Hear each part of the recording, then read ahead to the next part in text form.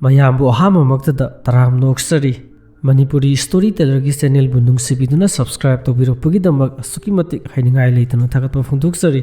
aina lizariba wari singa se entertainment gi damakta lizaba wari ni wari singa se true story da based toba wari singdagi khangkalaga lizabani masida soikilan ki yarugasu mayamna ngakpiyu aina hujik lizagadoriba wari se India gi state ama oiriba West Bengal da leiba khwaidagi tamnaba railway station amagi matangdani Railway Station asigi maming Begunkodor Railway Station kawi Begunkodor hairiba se West Bengal gi Purulia district ta leiba khungang amakhakni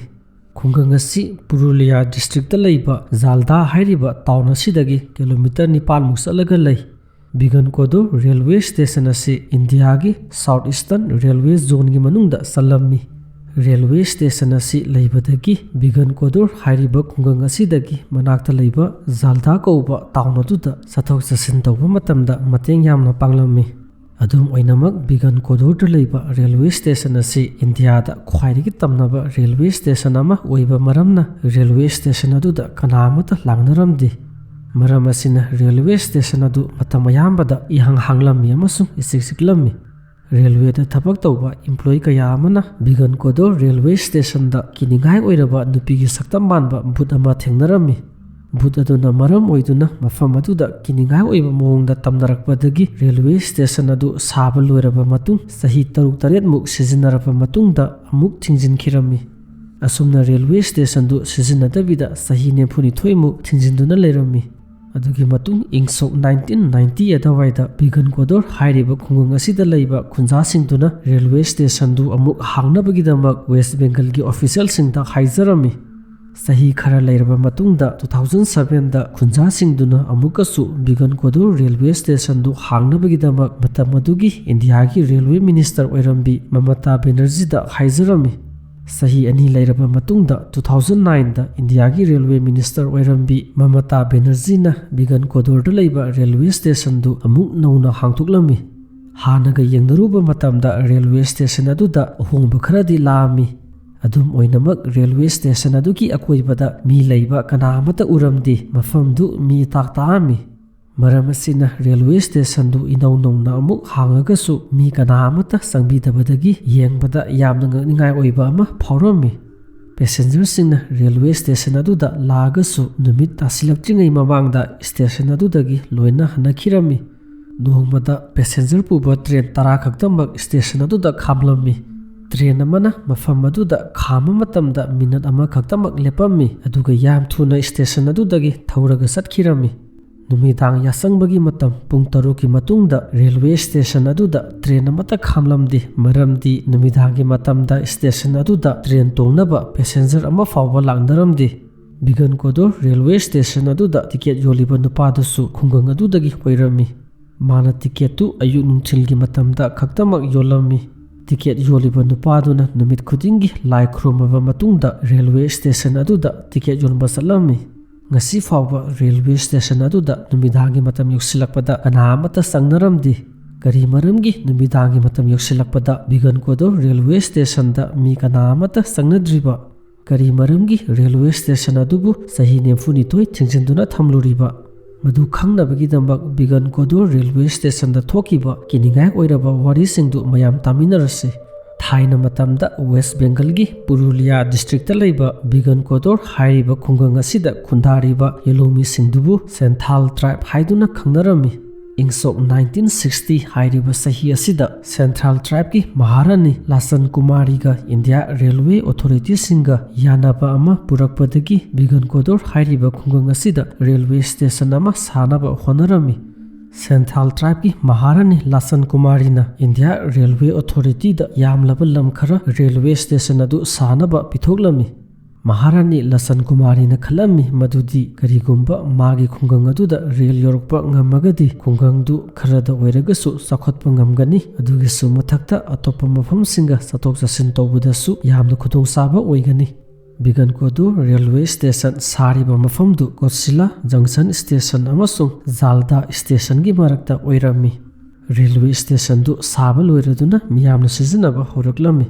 Railway station du hangaba matungda sahi khara fawbudi mafam aduda karigumba nuaitaba thodok amata thoklamde adum oinamak sahi taruk leiraba matungda railway station aduda karigumba thodok ama thoklami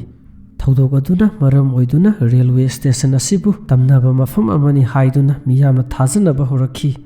khungang aduda leiriba mioi kharana railway station aduda nupigi sakta manba but ama thengnaba horakhi sahi kharagi mamangda railway station du phawraga lakpa train amana nupi ama thomaga mafam aduda sikhirami kanagumba kharanadi thajanarami madudi nupi du masa mathanta train gi mamangda songsiladuna suicide tawraga sijabani adubu kari maramdagi no haibadudi makoina khangwa ngamlamdi thodok aduna maram oiduna mafam aduda leiriba khunja singduna railway station aduda tamnariba butu train thomaga sikhiba nupidugi butki saktam oiramgani haiduna thajanarami asumna Begunkodor railway station aduda tamnaba amasung kiningai oiraba thodok kaya ama khunja singduna thengnaba horakhi ingso 1967 da hanbagi oina railway da thabak tawba nupa amana numidangi matam amada Begunkodor railway station da tamnariba bunnupi gi saktam du thengnaba horakhi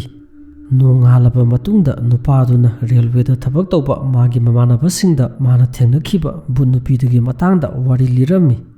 adubu kana amatana mana liriba wari du thajaramdi adugi matungda numit khara leiraba matungda railway gi station master aduna su bunnupi du uba horaklami mana atopa railway da thabak tawriba mi singduda pawdu tamlammi adubu yamna ngaglibadi mathangi numita station master amadi magi imung manungi mi singduga loinana makhoigi quarter manungda yamna nganingai oiba mongda loina siraga lerami makhoibu kanana halibano kari maramdagi siribano haibadu kana amatana khangba ngamlamdi adugi matungda railway gi authority na Begunkodor railway station da anouba station master ama tharaklami masu railway station aduda hek leiba horakpaga nupi amagi butki saktam du uba horaklami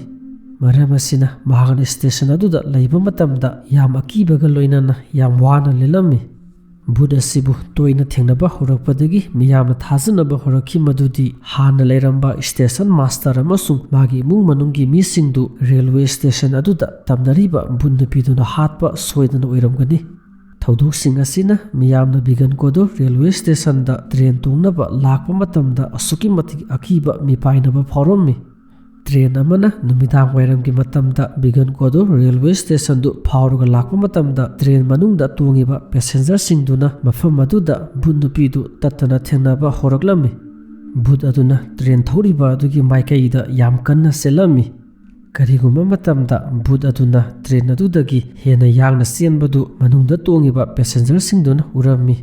madudagi hentoktana buduna train lambi mamangda jagoi sarga lerambadu passenger singduna urami asumna railway station aduda bud adu toina thengnaba horakpadagi miyamda kibagi sa nomagi hengalami maramasina miyamna railway station adubu kibadagi kanamata station aduda langnaramdi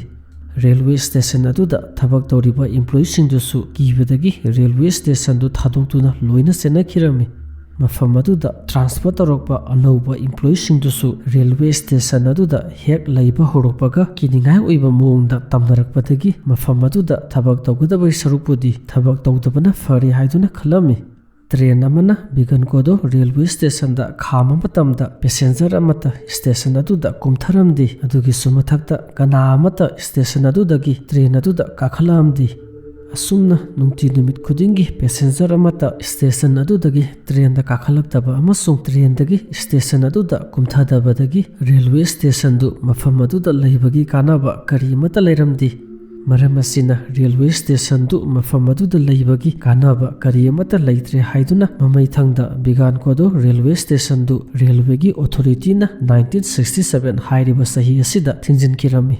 aduga train amana Begunkodor railway station da khambagi mahutta thangnaba railway station du da oina khamlami